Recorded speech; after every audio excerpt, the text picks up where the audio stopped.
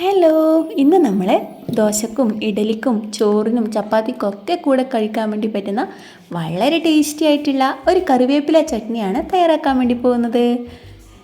നമ്മുടെ ചട്നി തയ്യാറാക്കുന്നതിന് വേണ്ടിയിട്ട് ഞാൻ ഒരു പാൻ അടുപ്പിൽ വെച്ച് ചൂടാക്കിയിട്ടുണ്ട്. അതിലേക്ക് 2 സ്പൂൺ അളവിൽ വെളിച്ചെണ്ണ കൂടി ഒന്ന് ചേർത്തിട്ടുണ്ട്. അതിലേക്ക് ഒരു 2 സ്പൂൺ അളവിൽ നമ്മുടെ നിലക്കടല കൂടി ചേർത്തിട്ട് ഒന്ന് ഫ്രൈ ആക്കിയിട്ടുണ്ട്. നന്നായിട്ടൊന്നും ഫ്രൈ ആയിട്ടില്ല. ഒന്ന് ചൂടായി വരുമ്പോഴേക്കും നമുക്കതിലേക്ക് 2 സ്പൂൺ അളവിൽ ഉഴുന്നുപരിപ്പ് കൂടി ഒന്ന് ചേർത്ത് കൊടുക്കാം. ഉഴുന്നുപരിപ്പിൻ്റെ ഒക്കെ മണമൊന്ന് ചെറുതായിട്ട് ഇങ്ങനെ വന്നു തുടങ്ങുന്നുണ്ട്. ഇനി നമുക്കിതിലേക്ക് ഒരു 3 സ്പൂൺ അളവിൽ തേങ്ങാക്കൊത്താണെന്ന് ചേർത്ത് കൊടുക്കുന്നത്. ചിരകിയതാണെന്നുണ്ടെങ്കിൽ 4 മുതൽ 5 സ്പൂൺ വരെ ചേർക്കാവുന്നതാണ് ഈ ഒരളവിൽ. അപ്പോൾ അതുകൂടി ചേർത്തിട്ട് ഒന്ന് ഇളക്കിയിട്ടുണ്ട്. ഇനി നമുക്കിതിലേക്ക് ആവശ്യമായിട്ടുള്ളത് സവാളയാണ്. ഒരു ചെറിയ പീസ് മാത്രം ചേർത്താൽ മതിയാവും. കുഞ്ഞുള്ളി ആണെന്നാണെങ്കിൽ 3-4 കുഞ്ഞുള്ളി എടുക്കാവുന്നതാണ്. ഒരു 3 പച്ചമുളക് അതൊന്ന് പീസ് ചെയ്തതാണ് ഞാനിപ്പോൾ ഇതിലേക്കൊന്ന് ഇട്ട് കൊടുത്തിട്ടുള്ളത്. നിങ്ങളുടെ എരിവിനനുസരിച്ചിട്ട് ചേർക്കാം കേട്ടോ. ഇനി ഞാനിതിലേക്ക് ഒരു ബൗൾ നിറയെ കറിവേപ്പിലയാണ് ഇട്ട് കൊടുക്കുന്നത്.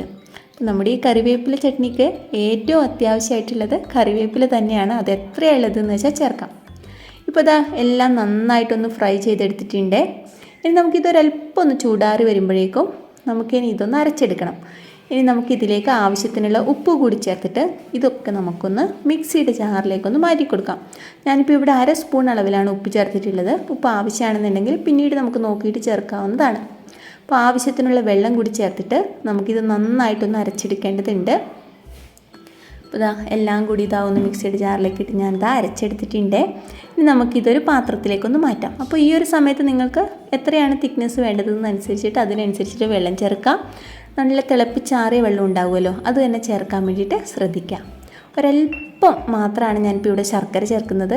ഇതുകൂടി ചേർക്കുമ്പോഴേക്കും നമ്മുടെ ചട്നി നല്ല ടേസ്റ്റി ആയിരിക്കും.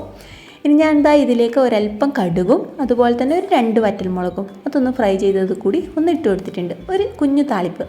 അപ്പോൾ നമ്മുടെ ചട്നി ഇവിടെ റെഡി ആയിരിക്കുകയാണ്.